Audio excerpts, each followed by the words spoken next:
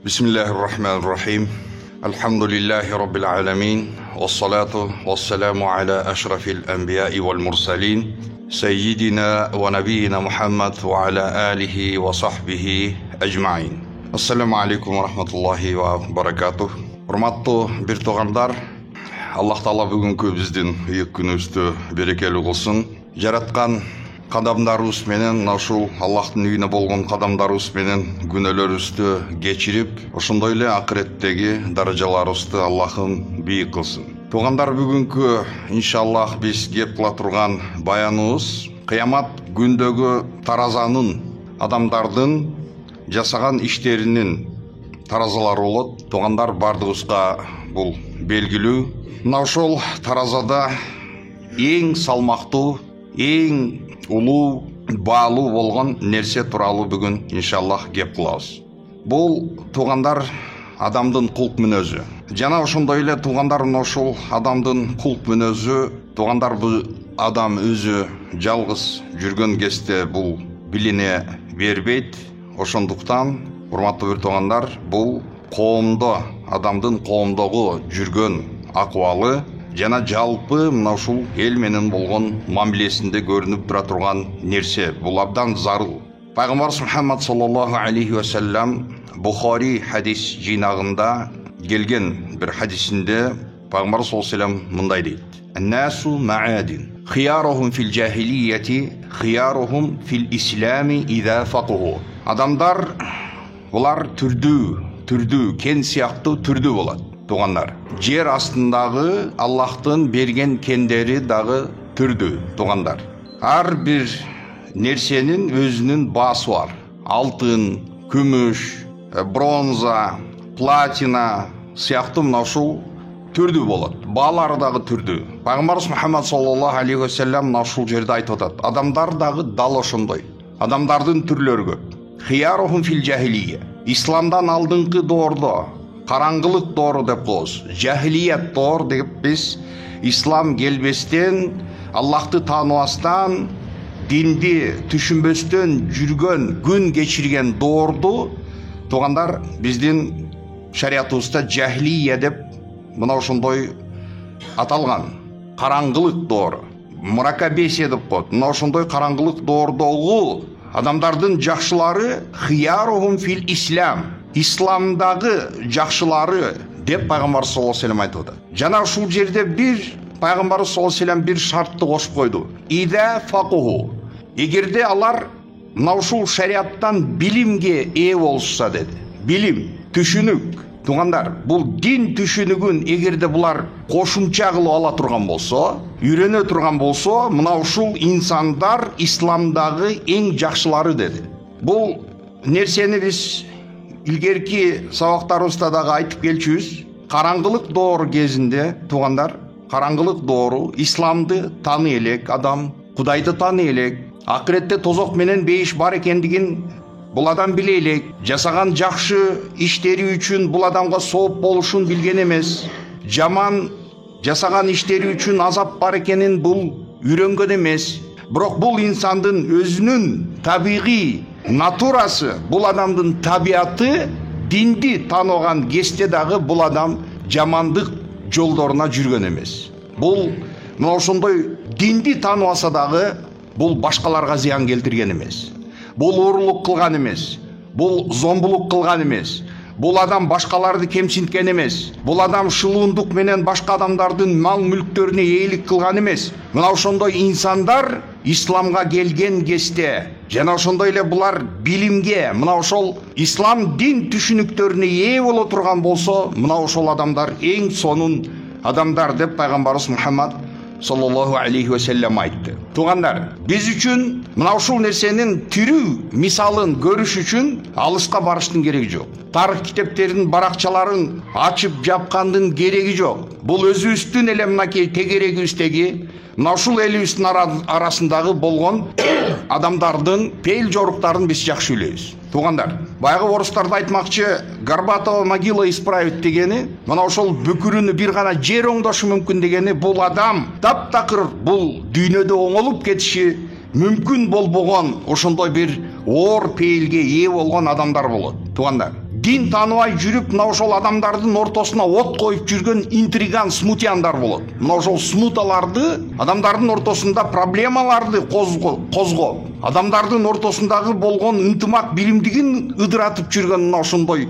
элементтер болгон болсо, бул адамдар исламга келип, намаз окуп, динге берилип калган кезде, эгерде бул адам бир билимге ээ болуп, Кудайдан суранып, ибадат кылып, өзүнүн пейилин оңдогон болсо, анда бул адам ошол интриган боюнча кала берет. Бул адам сакалды коет. Бул адам мына ошо үстүндөгү сырткы көрүшүндө исламдын атрибуттарын баарын алат. Бирок бул адамдын пейили оңдолгон жок. Бул адам бир билимге да умтулган жок. Кудайдан коркоюн деген нерсеге умтулган жок бул. Бул адам баягы караңгылык кезиндеги жасап жүргөн арам иштерин эми мынакей ушул дин майданында жасай турган, мына ошол мусулмандардын биримдигин, мусулмандардын ынтымагын талкалай турган мына ошондой кейпин, мына ошондой кийип алды бул инсан. Аллах субханаху ва таала Бакара сүрөсүнүн 83 аятында «Вакулу линнаси хусна, ва акимус салата, ва атуз зака». Аллах таала мына ушул аятында айтып атат: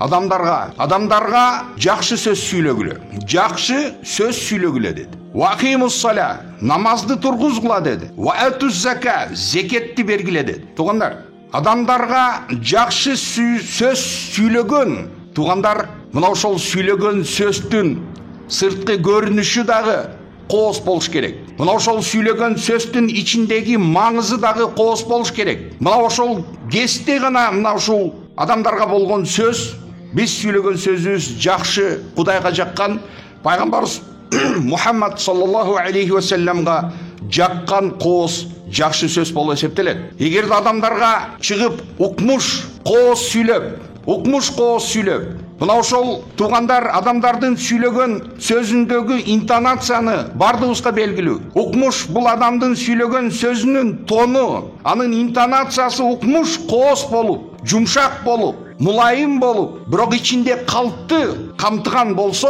бул нерсени биз кооз сөз деп биз айта албайбыз. Же болбосо копол сүрөттө, бирөөлөрдү кемсинткен сүрөттө, бирөөлөрдү шерменде кылган сүрөттө акыйкат чындыкты биз чындыкты сүйлөп атабыз. Кулил хакка ва ин кана мурран.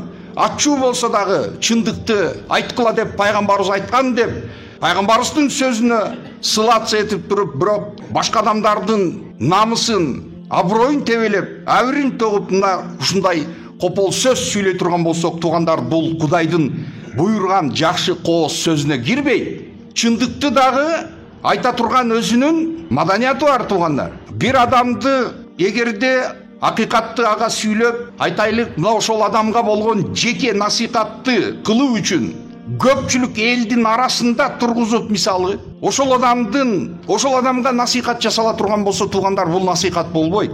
Бул ошол адамга карата болгон кордук болуп эсептелет. Ошондуктан, тугандар, пайгамбарыбыз Мухаммад саллаллаху алейхи ва саллям бизге мына дал ушул жакшылыкты, адамдар менен болгон мамиледеги жакшылыкты бизге үйрөтүп атат. Аллах субханаху ва таала бизге мына ушул нерсени буйрук кылып атат. Тугандар, ислам тарыхына биз назар таштай турган болсок, имандуулардын амири болгон, башчысы болгон, эң адилеттүү болгон Аль-Фарук деген атка конгон Умар ибн Аль-Хаттаб радиаллаху анхунун мына ушул темадагы болгон позициясына биз токтолуп кетебиз, тугандар. Бул улуу инсан, мына ушул улуу инсандын алдында бирөө күбөлүк берип калды. Күбөлүк берүүнү билесиңер, тугандар. Күбөлүк берип калды. Бул адамды мен тааныйм, бул адам жакшы адам, же болбосо бул адам жаман адам деп мына ошол сураган кезде күбөлүк берет. Ошондуктан исламдагы ушундай күнөөлөрдүн бири болуп эсептелген бул жалган күбөлүк. Бул баягы бирөөнү күйгүзүп жибериш үчүн ошол сотко барып туруп жалган күбөлүк берүү, мисалы. Ооба, мен көргөм, ушул жүргөнүн көргөм, ушул кылмышты ушул жасап атканын көргөм деп мына ошондой, мисалы, күбөлүк берүү, жалган калп күбөлүк берүү. Умар ибн Хаттаб радиаллаху анхунун алдында мына ошол бир инсан күбөлүк берип калды. Ошондо Умар айтты: "Мен сени тааныбайт экем" деди. "Мен сени тааныбайм" деди. "Бирок мен сени тааныбаганым сага эч кандай зыян тийгизбейт" деди.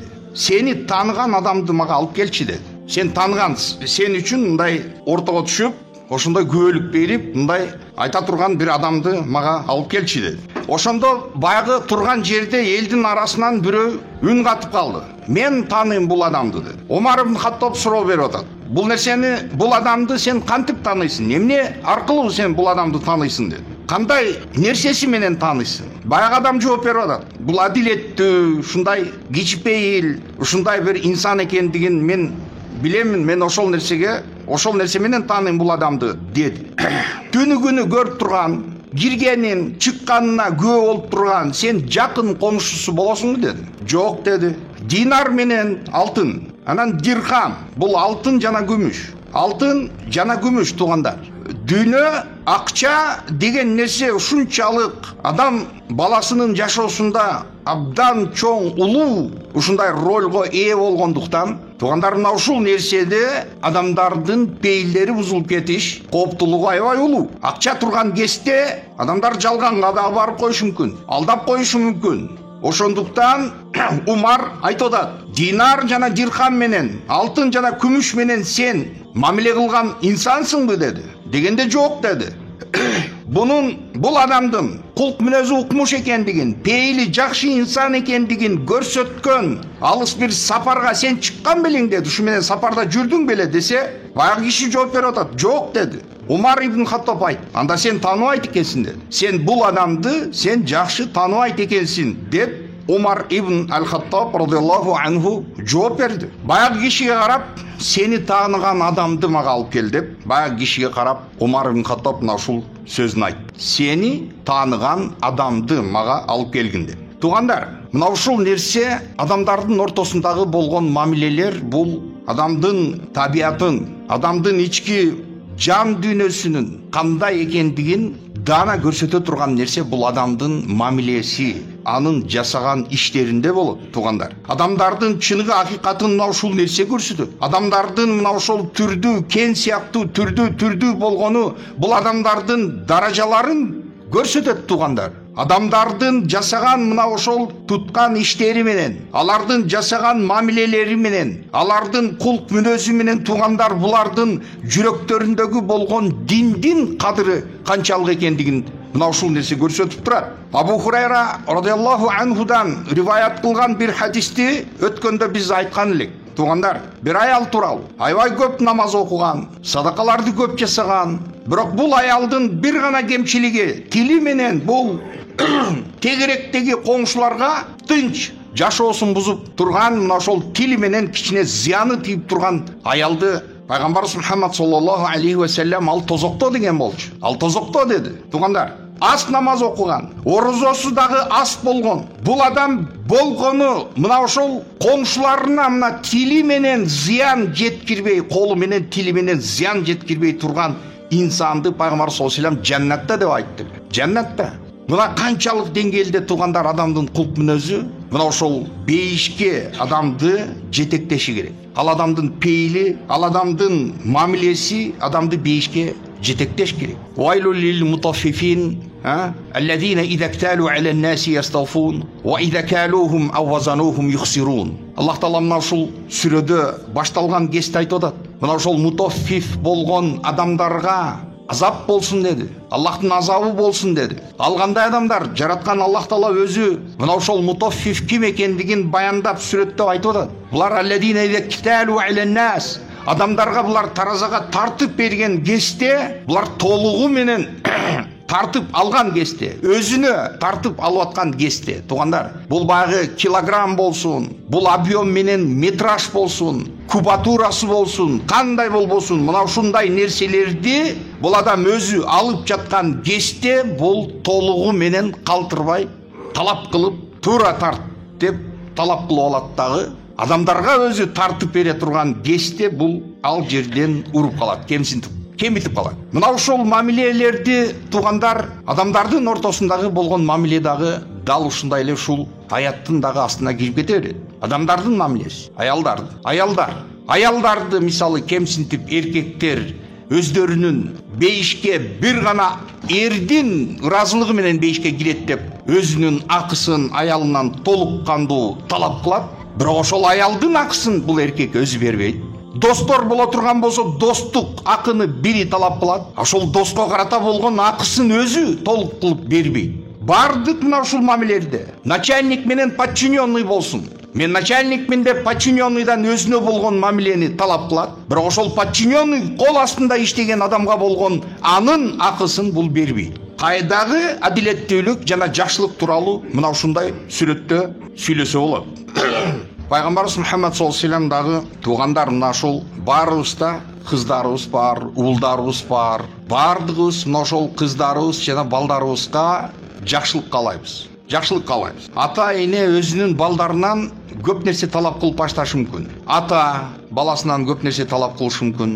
Эне кыздарынан көп нерсе талап кылышы мүмкүн. Бирок мына ошол нерсе жаштар үчүн жетпештиги мүмкүн. Мисалы бүгүнкү жаштар булардын жасаган отмазкасы дагы белгилүү. Эми силердин дооруңарда болгон эмес да, болгондо силер да кылмаксыңар. Мисалы ошол смартфон, телефон, компьютер, интернет, ушул сыяктуу нерселер мисалы. Жана ошондой эле көпчүлүк мына ошол адамдар мына ошол арасында ошол психологдор дагы айтып калат. Ата өзүнүн мына ушул жашоодогу эңсеген нерсесине жетпей калган болсо, ошол баласын ошол нерсеге зордоп, өзү эңсеген нерсени баласы жетсин деп ошого басым жасап баштайт дейт. Анан кийин баягы ортодо ошондой конфликттер пайда болот. Үй бүлөдөгү мисалы балдардын дагы мен деген ошол переходный возраст. Анан кийин мен деген ушул эгоизмдин мени деген башталган кезде мына ошол жерде кичине акылга толуп, кичине ой жүгүртүп калган кезде үй бүлөдө туугандар ата эне менен кыздын ортосундагы болгон ошондой конфликттер туугандар пайда болот. Мына ошол нерседе дагы шариятыбыз мына ошол темалардын баарын калтырып кеткен. Кандай мамиле кылып, кандай кылыш керек? Эмне кылыш керек? Ошондуктан туугандар мына үй бүлө маселеси өтө татаал маселе экендиги бардыгыбызга белгилүү. Биз айтабыз, адам табияты ушундай, өзү жеткен шүмшүк болсо дагы, бирок бул өзүнө укмуш сонун ыймандуу аялды каалайт. Пейли чорт болгон, укмуш ушундай бир жамандыгы менен белгилүү болгон эгерде кыз боло турган болсо дагы, мына ошол кыздын дагы кыялында өзүнө тилегени ыймандуу жакшы эр болсо экен деп мына ошол нерсени каалайт. Ыймандуу, кичипейил, кулк мүнөзү жакшы кимге жакпайт? Туугандар, эң жеткен көчөдөгү злодей болсо дагы, арамкор инсан болсо дагы, жакшы мамиле кылсаң ошону дагы алар дагы жактырат. Ошондуктан пайгамбарыбыз Мухаммад саллаллаху алейхи вассалам бизге үйрөткөн нерсеси бар. Туугандар, эгерде сен өзүңө адамдардан кандай мамилени көргүң келсе, сен ошол мамилени башкаларга жасагын. Ошол нерсе сага кайтып келет. Кама тадину тудан. Кандай сен адамдарга өкүм чыгарсаң, дал ошондой өкүмдү сен өзүңө күткүн.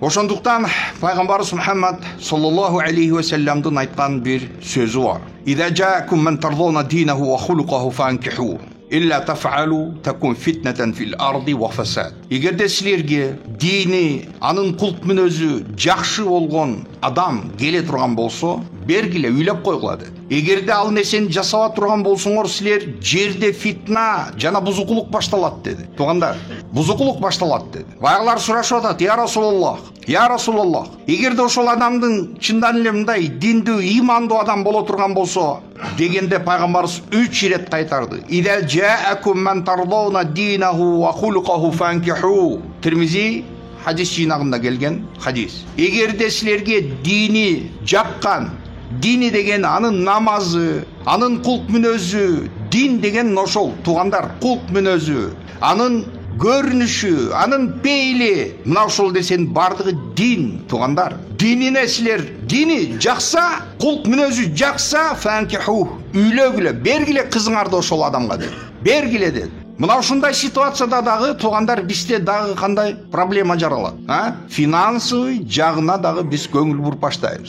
Ким өзүнүн мисалы балдарына страдать этип, кыйналып, башын жапса бут ачылып, бутун жапса баш ачылып кала турган ошондой тартыш жашоону каалайт. Ошондуктан кыйналбай жашасын деп туруп, биздин мына эң биринчи негизги критерий бул жерде туугандар дагы эле келип мына ошол акчанын үстүнө келип токтолот. Мына ушул проблема. Бузукулук жер үстүндө бузукулук. Мына ушул нерсе башталат деп пайгамбарыбыз Мухаммад саллаллаху алейхи вассалам айтты. Туугандар, Аллах Таала пайгамбарыбыз Мухаммад саллаллаху алейхи вассаламды мактап: "Ва иннака ла ала хулукин азим" dedi. Қалам сүресінің 4-ші аят. Аллах айтып отады: сен, о Мұхаммад, ең улуу құлқ мүнөздүү инсансың деді. Бұл құлқ, бұл дин. Бұл дегені сен ең улуу дин ээсисиң деді. Түсініңдер туғандар, дин бұл адамдың құлқ мүнөзү. Құлқ мүнөз бұл адамдың дини. Біз айтып келеміз.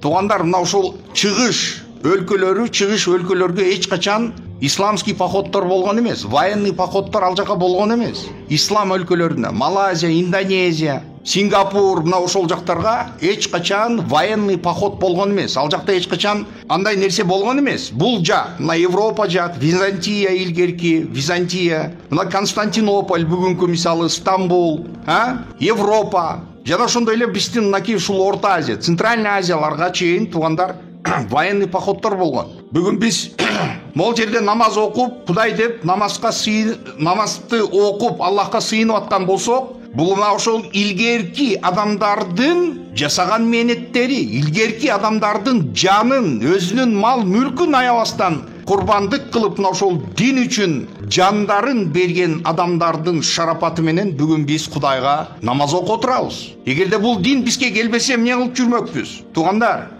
Арстан Алайдын артынан жүрмөкпүз азыр, Кудайым деп.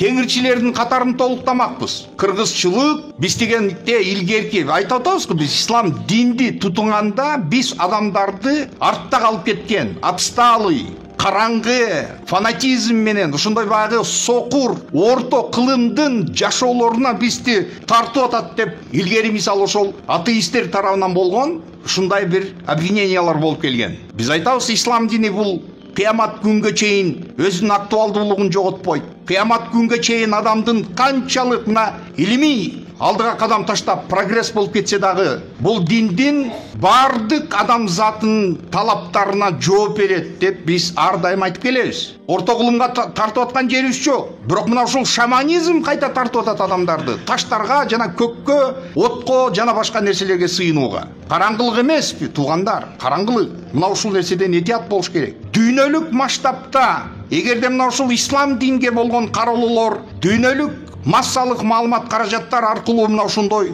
каттуу прессингтер жасалып турса, аябай каттуу муссировать этип ушул нерсени жеткирип, терроризм менен исламды байлаганы аракет кылып жаткан болушуп аткан болсо, бул көрүнүштөр бизге жат эмес. Бул абдан, бул диндин дагы да чын акыйкат дин экендигин бул нерсе көрсөтүп турат. Туугандар, мына ушул адамдын кулк мүнөзү, мусулман адамдын кулк мүнөзү адамды кандай деңгээлге жеткирет? Мына ушул туугандар, адамдын кулк мүнөзүнө болгон мисалдар. Бүгүн биздин Кыргызстанда эгерде ушул негатив, динибизге карата болгон негативдер болуп аткан болсо, намаз окуган, сакал койгон, жоолукту кийген мына ошол инсандар өздөрү башкаларды провоцировать этип аткан кемчиликтерибиз толтура. Сакалды койдуңбу? Койгондон кийин мына ошол нерсеге соответствовать этиш керек. Жоолукту кийдиңби? Ошол нерсеге соответствовать этиш керек. Дал келиш керек ошол нерсеге, туугандар. Пайгамбарыбыз айтып атат: "Иннал муъмина ла юдрику би хусни хулуқихи даражата саими ва ал-qaim." Түнү менен намаз,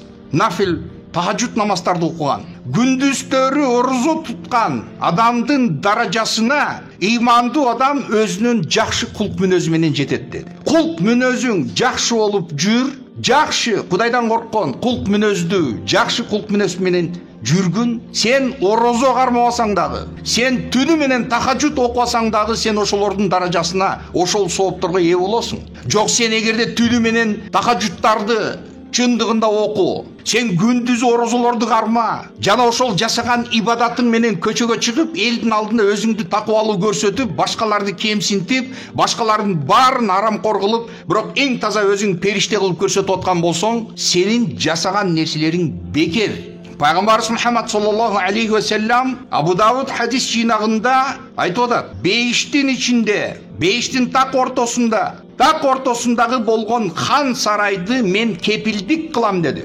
Кимге? Эгерде акыйкат чындык үстүндө болуп туруп, ошол чындык, акыйкат ал тарап болсо дагы, бирок бул адам спор, тартышуу, мына ошол нерсени таштап кеткен болсо, мен ошол үчүн бейиштен так ортосунан ага хан сарайды кепилдик кыламын деди.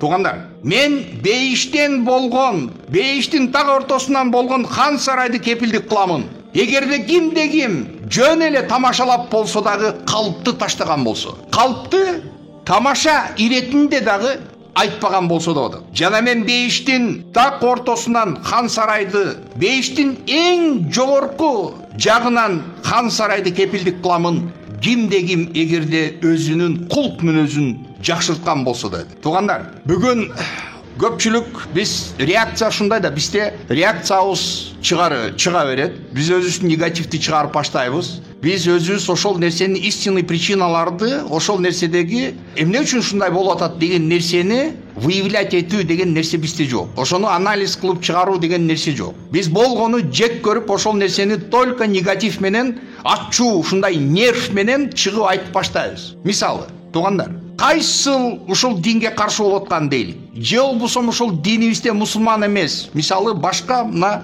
канча деген конфессия ушундай эмелер бар, же болбосо ошол православ, айтайлык мына ушул христианствода дагы суннит жана шиит деп бөлүнгөндөй, туугандар, христианствода дагы мына ошондой эки чоң ветка бар. Бири католик, экинчиси православтар. Туугандар, мына ошол расмий православ болсо дагы, бирок ошол православтардын көз карашында сектант болгон уюмдар толтура. Свидетели Иегова, же болбосо баптизм, мына ушул сыяктуу секталар. Кыргызстандын ичинде ошолор 90-жылдардан бери өзүнүн аракетин жасап келип жүрөт. Бахаисттер болгон, бул бахаизм деген дин бул туугандар Индиядан старт алган. Бул бахаизм дүйнөлүк бардык диндерди единствого, биримдикке чакырган. Бул деген таптакыр бул утопия болгон и акыйкатка дал келбеген нерсе. Кандайча сен чындык менен калпты баарын бириктирем дейсиң, андай болушу мүмкүн эмес. Ошондой эле туугандар, мына ошол Кришна дегендер, Хари Кришна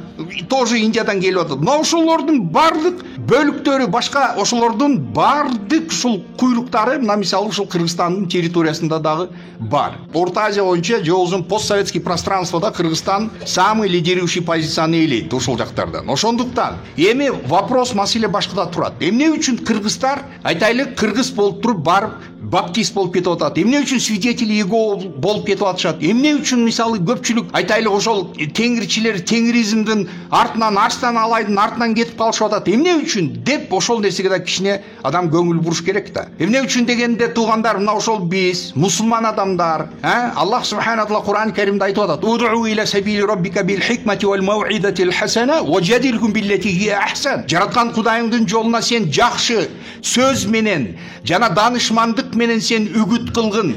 Эгерде ортодо тартышуу жаралып кала турган болсо, о Мухаммад, аларга сен эң жакшы жол менен мына ошолорду жеткизип айткын деди. Важадилхум биллати хия ахсан. Аргумент менен, факт менен сүйлө. Күч менен эмес. Бизде мына азыр соц тармактарда мына ошол жерде карасаң, бул динсизи диндүүгө асылса, бул жакта диндүү андан да кем келбестен аны 10 эсе ашырып туруп жооп берип атканы бул туугандар бир жагынан туура эмес. Эмне үчүн дегенде провокация кылгандын өзү бул шариятыбызда күнөө болуп эсептелет. Эмне үчүн кыргыздар баптист болуп кетип атат? Эмне үчүн свидетели Иегова? Эмне үчүн ошондой секталар кирип кетет? Туугандар, мына ошол адамдардын бардыгын биографияларын изилдеп келе турган болсоң, мына ошол же жакын туугандардын мээримине, же коомдун жакшы бир мамилесине, ошондой бир доброта, мээримдүүлүк, боорукерлик деген нерседен кур калган адамдардын көпчүлүгү мына ошондой секталарда жүрүшөт. Эмне үчүн? Господь вас любит деп, сени Кудай сүйөт деп, жылмайып, кучактап, кофесин куюп, алып келип, сыйлап, мына ошондой жакшы мамиле менен ошолорду тартып кетип атат. Мусулмандарга келсе, мусулмандын анын башындагы допусун асылып атат. Кана допуң жок, сен мечитке кирбе деп. Кийген кийимин асылып атат. Окуган намазын асылып атышат. Мечиттин ичине кирип намаз окуп аткан ушул проблема ушул. Көчөдө ичип жүргөндөн көрү мына ушул мечитке кирип намаз окуп аткан Кудайга шүгүр дебейсиңби? Ошону дагы кемчилигин иштеп, аягынан, биягынан выявлять этип, аны көпчүлүктүн алдында шарманда кылгандан Кудайдан коркпойсуңбу? Эмне үчүн? Провокация кылган инсан ар дайым күнөөкөр болуп, Аллахтын алдында күнөөкөр болуп эсептелет. Сен аркылуу эгерде бирөө ислам динден артка, чалкасынан кетип артка кетип калган болсо, ошол адамга динди сен жаман көрсөтүп койгон болсоң, сен күнөөлүсүң. Сен күнөөлүү болосуң ошого. Туугандар, Аллах субхана таала дуа кылабыз. Жараткан мээримдүү Аллах, Аллахым бардығызға иман бер, Құдайым. Жашоодо билип билбестен кылган күнөөлөрүбүз, кемчиликтерибиз толтура. Аллахым баарын өзүң кечиргин, Аллахым. Аллахым күнөөлөрүбүздү кечир. Кабыр азап жана тозок азабынан сактагын, Құдайым. Аллахым кыргыз элибизди, кыргыз журтубузду, Құдайым, мына сыртты душмандардан, суук көздүү душмандардан, жамандыктарды ойлоп жаткан душмандардан, Құдайым, өзүң ар дайым сактагын. Биздин элибиздин ынтымагын, биримдигин Аллахым өзүң бекем кылгын, Аллахым. Биздин өлкөбүздү өнүккөн, ыймандуу, бийик өлкөлөрдөн болушун Аллахым өзүң насип эт. Элибизди, Кудайым, ыймандуу кыл. Биздин өтүп кеткен жакындарыбыз, ата-энелерибиз жана жакындарыбыздын жаткан жерлерин жайлуу кыл. Алардын күнөөлөрүн кечир. Келечек муунус болгон бала чакаларыбызды, Аллахым, жашоодо биз кетирген каталарга, туура эмес жолдорго, Кудайым, Аллахым, биздин балдарыбыздын кадамдарын эч качан бастырбагын, я Раббана. Аллахым, ушул жерде кол көтөрүп турган ар бир пендеңдин кандай дуа тилектер болсо, Аллахым өзүң орундат. Кимде кимдин жашоосунда, турмушунда түйшүктөр, кыйынчылыктар болуп аткан болсо, карыздары көбөйүп кетип аткан болсо, Аллахым аларды жеңилдеткин, Кудайым, туура жолдон адаштырба. Кудайым, мына ушул жерде отурган ар бир пендеңдин мечиттен чыгып бараткан кезде, Кудайым, күнөөлөрү төгүлгөн абалда чыгып кеткенин насип эт. Аллахумма салли ва саллим ва барик аля набийина Мухаммад ва алейхи сахби ажмаин. Жана ошондой эле Жанар жана Мирлан, мына ушулардын акысына, Кудайым, дуа кылабыз. Аллахым, кандай дуа талаптар болсо, Аллахым өзүң орундат. Аллахумма салли ва саллим ва барик аля набийина Мухаммад ва алейхи сахби ажмаин. Рахматика я архамар рахимин.